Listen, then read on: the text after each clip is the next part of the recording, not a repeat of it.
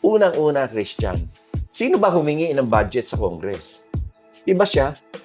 Humingi siya ng more than 2 billion pesos na budget for OVP. That is more than double than the previous administration of Leni Robredo.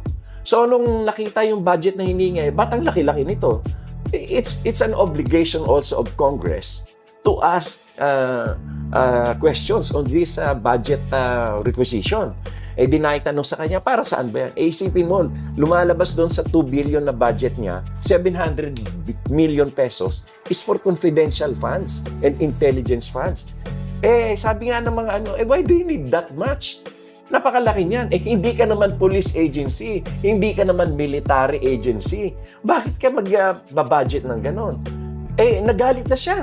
Nagalit na, instead of explaining to the congressman kung ano yung purpose ng budget na yun, nagagalit siya. And not only that, ang sinisisi niya si BBM tsaka si Martin. These people, the congressmen of the Committee on Budget, ang nagtatanong, pero nagagalit siya kay BBM. And not only that, isipin mo, lumabas doon yung totoo, na kagaya nung yung Youth Summit na ginawa ng AFP. Nasabi ng AFP, wala naman kami tinanggap na pera kay Madam Sara. At wala namang ginamit na pera diyan sa OVP dahil lahat 'yan gastos ng AFP.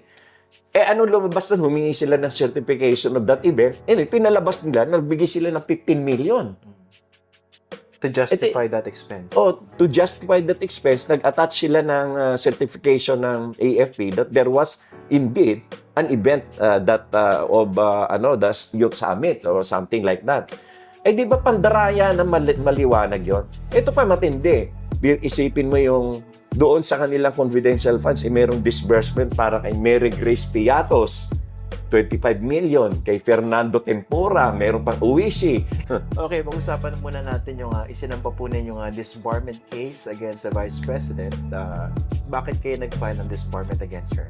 Well, narinig naman ng milyon-milyong Pilipino yung pagmumura niya kay Presidente Bongbong Marcos, kay First Lady Liza Araneta Marcos, at kay Speaker Martin Romualdez. So, yun ay hindi niya dapat ginawa, lalo pat siya ay second highest official na lang.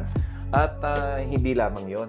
Siya ay nagbanta pa na ipapapatay niya si Presidente Bongbong Marcos, si Liza at si Martin.